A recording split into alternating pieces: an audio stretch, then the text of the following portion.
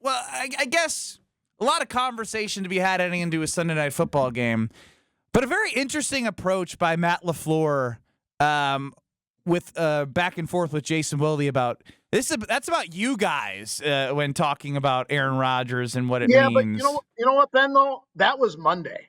Today, he was much, much more willing to talk about it. Good. Interesting. How so? Yeah, I mean, you need to play some of the audio from today because he was really, really good.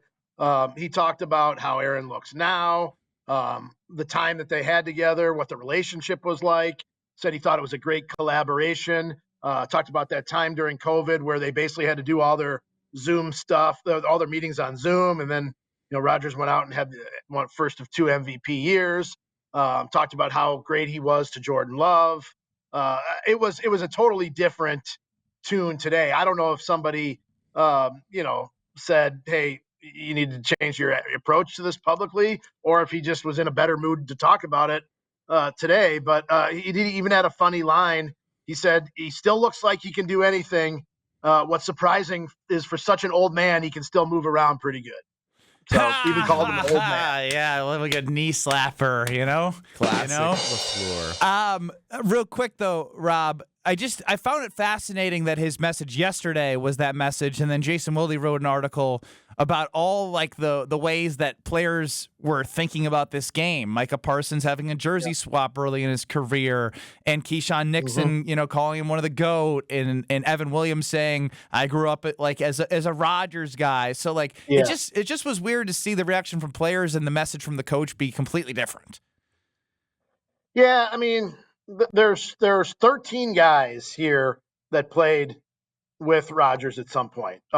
14 if you count Bo Melton, who came here the very, very end of that year. So, I mean, there are, so it's not, I mean, it's more than a few, but it's not half. It's a little bit like what Micah Parsons had going, playing against the Cowboys. It was obviously more recent. But, I do think Aaron left his mark here, but I don't know that he left it with that many of the guys that are here right now, if that makes sense. And you know what? I do go back to what Matt LaFleur said, even before they traded Rodgers. We were at the owners' meetings about 3 weeks before they ended up trading him. It was obvious he was going to be traded. But LaFleur said, hey, this guy made a lot of people a lot of money around here. And I do think that, that's something that, you can't deny that. And LaFleur's included in that group. He got a contract extension in large part because of what, Aaron Rodgers did playing for him. So I don't know if there's any animosity there, but it is obviously a big storyline. Rob, I'm going to start with an apology. We are going to do Hear Brett Out a little bit later, but if you can tune in, shoot Strofe a text, let me know what you think. As a little tease, the NFL's admitted they got a problem. I'm going to fix it for them. It's a little tease. Yeah, unfortunately, the Packers switched up their schedule. They practice a little later, so I'm going to be in the locker room during my normal time. So watch back on YouTube at ESPN Milwaukee, at ESPN Madison, or on the ESPN Wisconsin app. I will definitely rewind. Excellent. And it leads me to a question I'm wondering about Jordan Love's mindset going into this game. Yeah. Describe the relationship that Jordan Love and Aaron Rodgers have currently and had when they were together. Yeah, I mean, the last time I think that we asked Jordan about Aaron was, I don't even think it was this offseason, might have been the offseason before, and he said he still gets texts from him, still talks to him, on a regular basis. I think when Aaron got hurt, a couple of years ago in New York, Jordan said that they had communicated. It was, I was here. I lived through the Favre Rodgers transition. This is nothing like that at all. Aaron treated Jordan very well.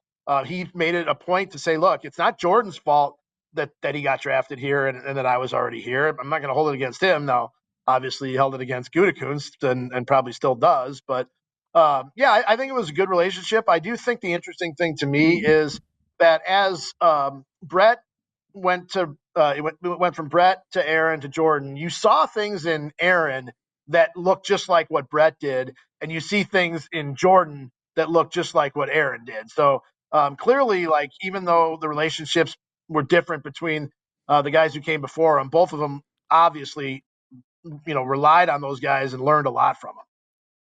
Oh, that's good to always hear. But you kind of talked about where the animosity lies, and I'm curious. Do you think that Goody is looking at this game on Sunday night, thinking, "Boy, I want this team to stick it to Aaron Rodgers"?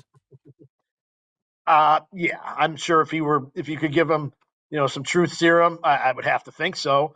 It was, you know, and I'm writing about this for later in the week, just about how, the animosity was so great when Brett went to the Vikings, and it's just not really the same at all. There was the game in Minnesota. Really, the old Metrodome had a really weird setup where the press box was essentially right at the end of the lower level and underneath the upper deck, and fans could walk right in front of the open air press box. And we would sit in the front row, and Ted Thompson and the scouts and the front office people were right behind us. And that whole game, people were just coming up to the press box and screaming and yelling at Ted. How could you let this happen? How could you let him go to the Vikings? It's your fault that we Damn. were 6-10 last year. I actually kind of felt bad for Ted in that instance, and honestly was sort of worried about his safety. Actually, all of our safety. Oh, wow. I was the first line of defense, and I Oh, thought well, some of these then nut there's jobs no were gonna hope for do everyone something. else. Yeah, no. But my point in saying all this is that Goody never really experienced any of that.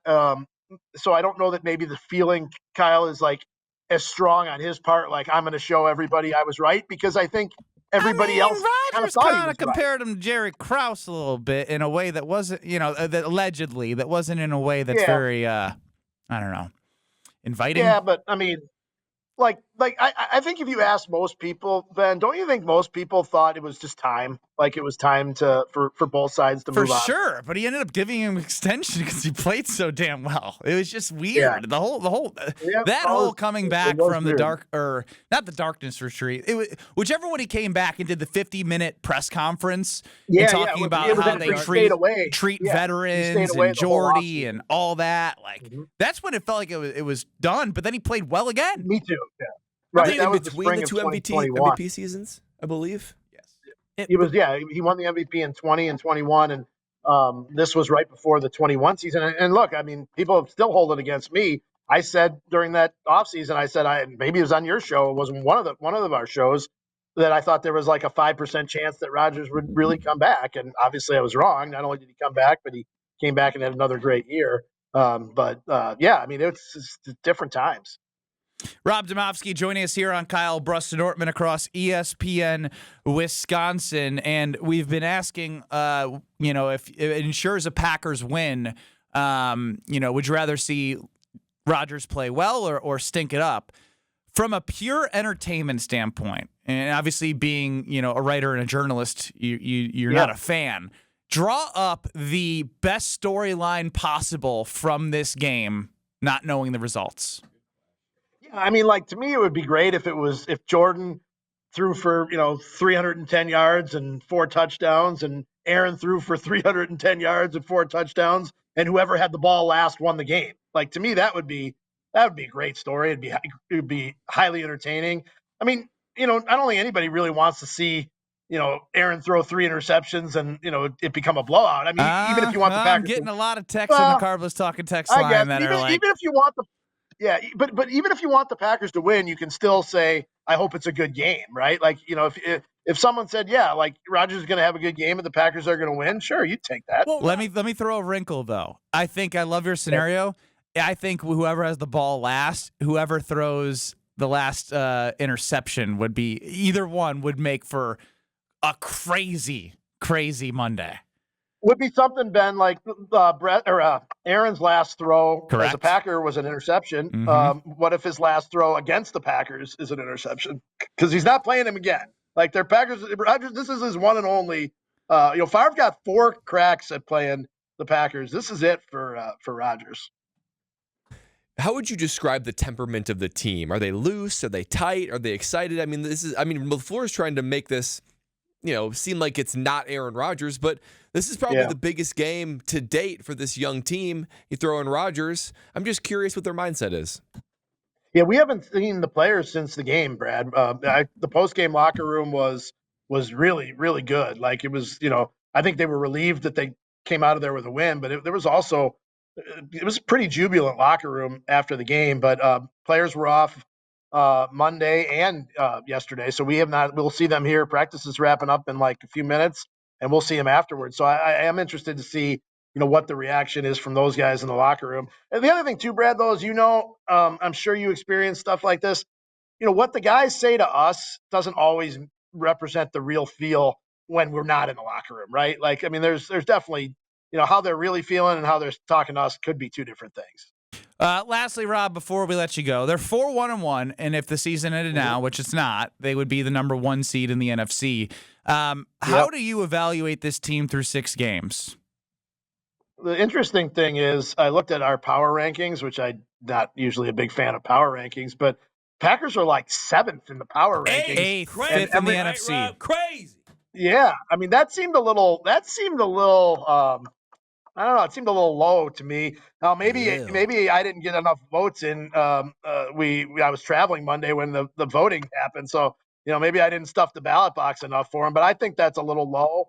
I mean, look, Detroit's number 1 in the power rankings, and the Packers, beat them pretty good, and obviously they're playing a lot better.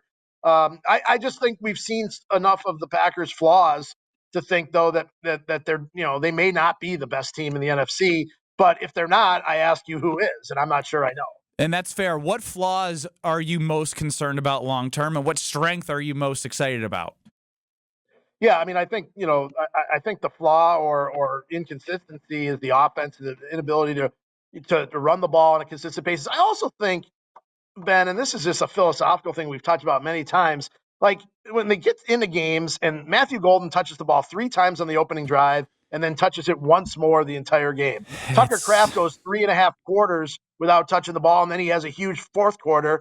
Why is that? And is that eventually going to cost them games, when they're not getting the ball to their best players? So Feed your best players. It's a scripted drive. He has three catches, and then it turns into throw to the open guy. And I don't agree with that philosophy, but I'm not the head coach. No, I'm with you. I feel the same way. I mean, I think a couple things, penalties, could you get the wrong penalty at the wrong time could really cost you. And let's hold our breath on let's not hold our breath on special teams, because I'm not sure that's fixed either. Well, Rob, we appreciate all the insights, and thanks for joining, and look forward to talking to you next week and hearing you across ESPN Wisconsin. All right, guys, we'll be seeing you. Rob Demovsky, ESPN NFL Nation reporter for the Green Bay Packers. If you missed any of it, go to YouTube at ESPN Milwaukee or at ESPN Madison or the ESPN Wisconsin app.